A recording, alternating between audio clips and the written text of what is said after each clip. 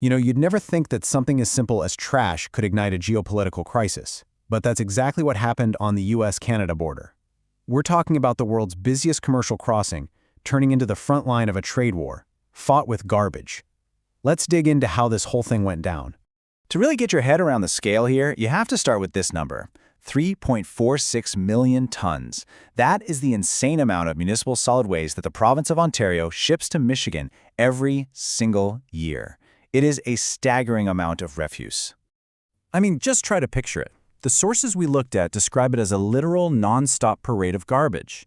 Think about it, 80 to 90 massive transport trucks a day, just from the Toronto area, crawling down the highway, idling at the border, all to dump their contents into Michigan soil. And the impact on Michigan? Well, it's huge. As you can see here, Canadian trash makes up over 14% of all the waste being buried in the state.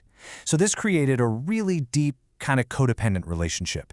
Ontario desperately needed Michigan as a release valve, and Michigan's landfill industry pretty much built its entire business model around this steady river of Canadian garbage.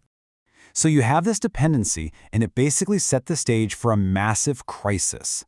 And the core of the problem was pretty simple. Ontario was running out of room. This wasn't just some minor inconvenience. For the province's economy, this was a full-blown existential infrastructure crisis.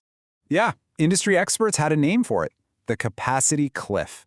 And the numbers here, they paint a really grim picture. At the current rate, Ontario's landfills are going to be completely full by 2034. But get this, if that border with Michigan ever closed, that doomsday clock speeds up, hitting zero by 2029. And since it takes 10 to 15 years just to get a new landfill permitted, well, you do the math. They were already falling off the cliff. And you know what happens when there's a vulnerability like that, right? It becomes a weapon. As trade tensions between the countries started to flare up, politicians in Washington looked at that river of refuse and saw a perfect opportunity to apply some serious pressure. So all of a sudden, trash wasn't just a service anymore. Nope, it was officially reclassified as a taxable good under a specific customs code. The Trump administration used something called the International Emergency Economic Powers Act to just slap tariffs on every single truckload. Of course, Ontario Premier Doug Ford fired right back with threats of his own, and the entire waste industry, they were caught right in the middle of this political crossfire. But you know, the tariffs weren't even the worst part. The real killer was something called the transshipment trap. You see, under the new trade deal, the USMCA, Canadian trash should have been exempt. But U.S. customs agents got creative. They started literally cutting open garbage bags and finding things like, say, a broken toaster made in China or some plastic packaging from Vietnam. And this just shows you what a bureaucratic nightmare it became. The agents would argue that because the garbage contained foreign goods, the entire truckload was no longer Canadian. It was, and I quote, transshipped global waste. So boom, the USMCA exemption was denied. And the haulers? They got slammed with a devastating 40% fraud penalty. Transportation insurance costs went through the roof, making the whole route almost uninsurable. The border literally became a financial minefield. Okay, so the big picture logistics are in total chaos. But out of that chaos, a really fascinating, small-scale solution started to emerge. A company called 95 Wood saw a chance to not just survive this trade war, but to completely flip the script by looking at the problem in a whole new way. And what they did was they stopped seeing industrial wood waste as a liability, as garbage you have to pay to get rid of, and they started treating it as a valuable asset. They built what they call a digital refinery to turn that wood debris into a verifiable, high-value ingredient for the new green economy.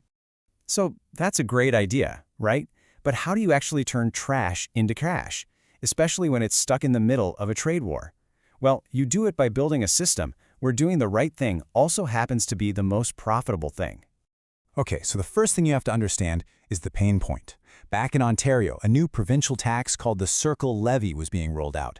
We're talking about $60 per ton for any mixed industrial waste that goes to a landfill. If you're a construction company making thousands of tons of this stuff, that tax is a total margin killer. So, 905 Wood's big financial innovation was this idea they call decoupled billing. It's pretty smart. Instead of just one flat fee for getting rid of the waste, they broke the invoice into separate lines. One for logistics, one for tipping fees, and one for that painful government levy.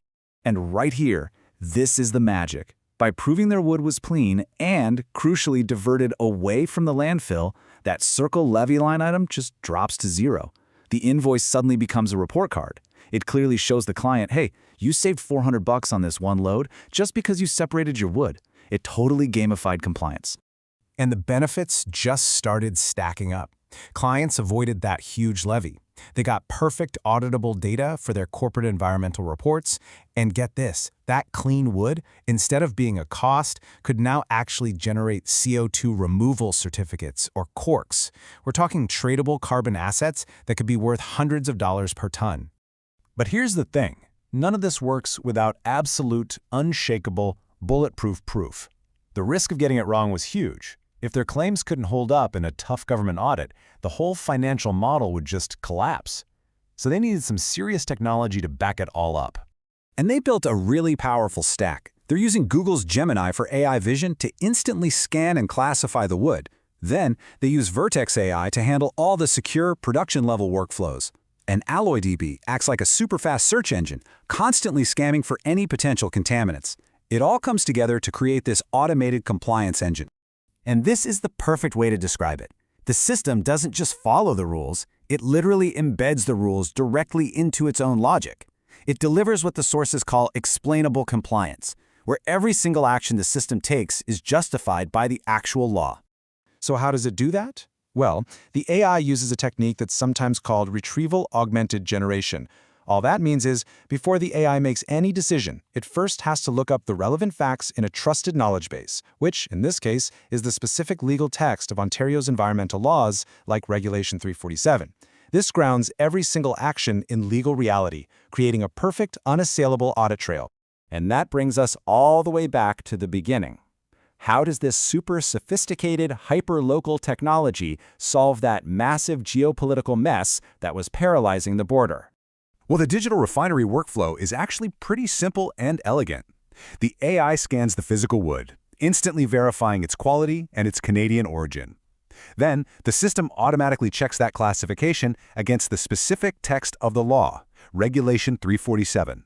And finally, it certifies the entire load, instantly generating a secure digital document.